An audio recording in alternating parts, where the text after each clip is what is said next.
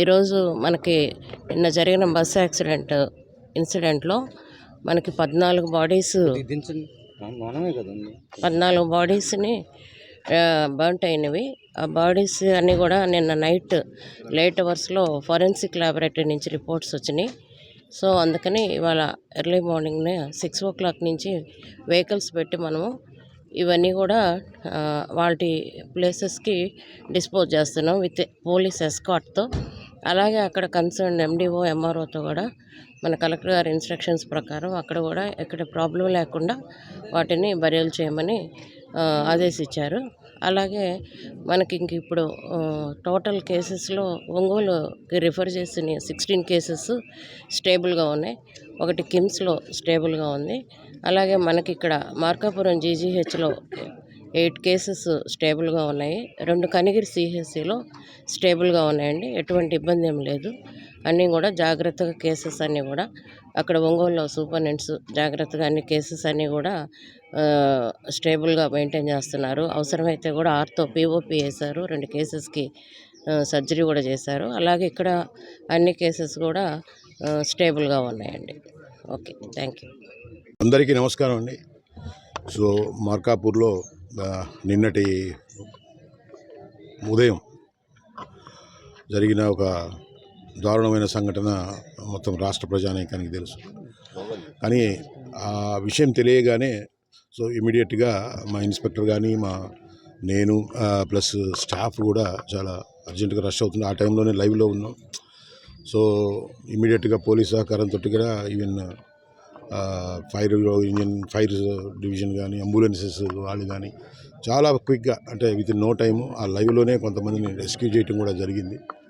So దురదృష్టవశాత్తు కొంతమంది దాంట్లో దాదాపు ఒక 28 మంది ఇంజురీస్ తోటి వేరే వెళ్ళారు. దాంట్లో మళ్ళీ బెటర్ ట్రీట్మెంట్ కోసం అన్ని డిపార్ట్మెంట్ తోటి ముఖ్యంగా రెవెన్యూ యంత్రాంగం మరియు హెల్త్ డిపార్ట్మెంట్ తోటి ఇమీడియట్గా మేము కోఆర్డినేషన్లోకి వెళ్ళి ఎక్కడికక్కడ టీములు పెట్టుకొని సో ఒక ఇది వచ్చింది. అది మా ఎస్పీ గారి శ్రీ హర్షవర్ధన్ రాజు గారి సో ఇన్స్ట్రక్షన్స్ మేరకు ఇమీడియట్గా స్పందించి ఎవరు ఎలా చేయాలి ఏందనే దాని మీద ఒక సిస్టమటైజేషన్ చేసుకోవడం జరిగింది.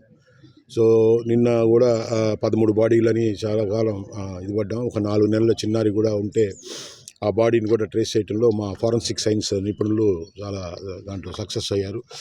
ఆ బాడీని కూడా తీసుకొచ్చి 14 పంచనామాలు అవి స్కార్డ్ బాడీస్ అవి. సో అవి ఎలా ఎవరిది ఏందనేది తెలియదు. అట్లాగే ఎవరెవరు మిస్ అయ్యారనే దాని మీద వాళ్ళ బంధువులందరినీ చేసేసి ఆ లిస్ట్ అవుట్ చేసుకొని సో ఎవరైతే ప్రాబబుల్గా చనిపోయారనేది ఆ లిస్ట్ని దాదాపు ఒక 14 మంది లిస్ట్ని తయారు చేయడం జరిగింది. ఇట్లా 14 మంది బాడీలు కూడా ఇక్కడ స్కార్డ్ అయి ఉంటాయి. ఏమి ఐడెంటిఫికేషన్గా పనికి వచ్చే పరిస్థితుల్లో లేవు.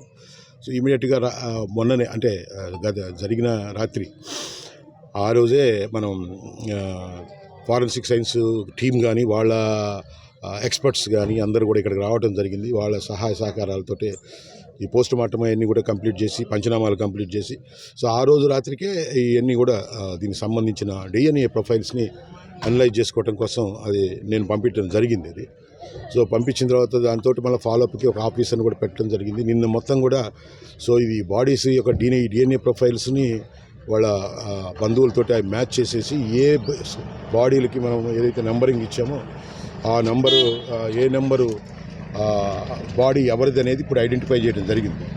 సో ఐడెంటిఫై చేసి ఇప్పుడు ఒక సిస్టమేటిక్గా సో పలానా బాడీ అనేది ఏదైతే మేము నెంబరింగ్ ఇచ్చామో దాన్ని ఐడెంటిఫై చేసుకుని ఆ నెంబర్ గల బంధువులను తీసుకొని రక్త బంధువులకి అవి అప్పగించడం జరుగుతుంది. ఈ విషయంలో పోలీస్ డిపార్ట్మెంటు నిజంగా నేను చెప్పడం అని కాదు చాలా బాగా రియాక్ట్ అయ్యారు, పనిచేశారు. సో ఈ సిస్టంలో అడుగడుగునా కూడా మేము దాన్ని బాధితుల యొక్క హృదయం అర్థం చేసుకొని ఇది చేసాం. ఆ కేసు దర్యాప్తు నేను చేస్తున్నాను. సో దాంట్లో వివిధ అంశాలన్నీ కూడా నేను వెరిఫై చేస్తూ ఉన్నాను. సో యాక్చువల్గా నిన్న రాంగ్ సైడ్ బస్సు పోవటము, తర్వాత ట్యాంకర్ని అదే టిప్పర్ ట్యాంకర్ మీద కరెక్ట్గా హిట్ అవ్వటం జరిగింది. అంటే మనం చూసేటప్పుడు యాక్సిడెంటు బస్సు ఏమో రోడ్డుకి రైట్ సైడ్ ఉంటుంది, టిప్పర్ ఏమో లెఫ్ట్ సైడ్ ఉంటుంది. బట్ ప్రొఫెషనల్గా దాన్ని మేము అనలైజ్ చేసేసి అది ఆ ట్రాక్ అంతా కూడా తీస్తున్నాము. ఆ ఇన్వెస్టిగేషన్లో కూడా ఆ రియల్ ఫ్యాక్ట్స్ తీసుకొచ్చి బాధిత ఎవరైతే దీనికి సంబంధించి ఉన్నారో దీనికి ఖచ్చితంగా వాళ్ళని చట్టం ముందు నిలబెట్టి వాళ్ళకి తగిన శిక్ష ఇచ్చడం జరుగుతుంది. సో మీరందరూ కూడా సహకరించిన మీకు కూడా జర్నలిస్టులకు కూడా నిన్న మిమ్మల్ని కూడా నేను గమనిస్తున్నాను 2 రోజుల నుంచి. మీకు కూడా ధన్యవాదాలు తెలుపుతాను. Thank you very much. అందరికీ నమస్కారం.